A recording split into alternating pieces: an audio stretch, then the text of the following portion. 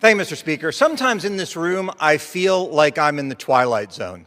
We are hearing that the world is going to end, and Americans need to understand that this bill does two and only two things. By the way, things that we already do in Florida today, and we don't have issues with our elections. Number one, it says that you have to show a photo ID in order to vote. This is something that people overwhelmingly support because we have to do it in every aspect of our lives. And second, it says you should have to prove you're a citizen in order to register.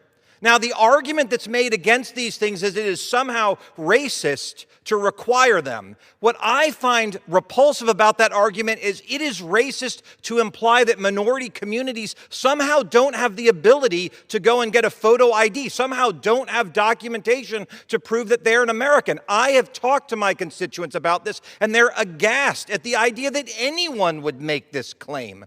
Now, look, this is a real issue. In Florida, I worked on a bill when I was in the legislature where people would call who had been accidentally put on jury duty and said, hey, I don't know how I got registered to vote, but I'm not an American. And we had to take them off jury duty. And Democrats opposed our efforts even there to clean up the rolls. There's nothing we have more important to do here than to make sure that Americans are confident in our elections and the results that they achieve, particularly with the kind of heated rhetoric that we say here. But why do they oppose it? There's one simple reason: because they want to cheat. We pass this bill, we clean up our elections, and we make sure that Americans can have confidence in not only what we do here, but in the elections that we're going to have this November. Thank you, Mr. Speaker, and I yield back.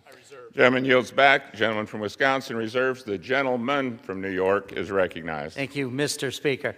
I do want to say my distinguished colleague from Florida conveniently left out one part of what this bill does, which is to share your personal private data with the Department of Homeland Security. From this point forward, if this bill were to become law, every single person, when they register to vote, all their data will be sent to the Department of Homeland Security, not the Department of Elections, not some other department that has control over the election process. The Department of Homeland Security, which includes ICE, whose people have now killed American citizens on American streets. If that's what Americans want, and I'm pretty sure they do not, but somehow the gentleman forgot to mention that that's what this bill does. With that, let me yield a minute.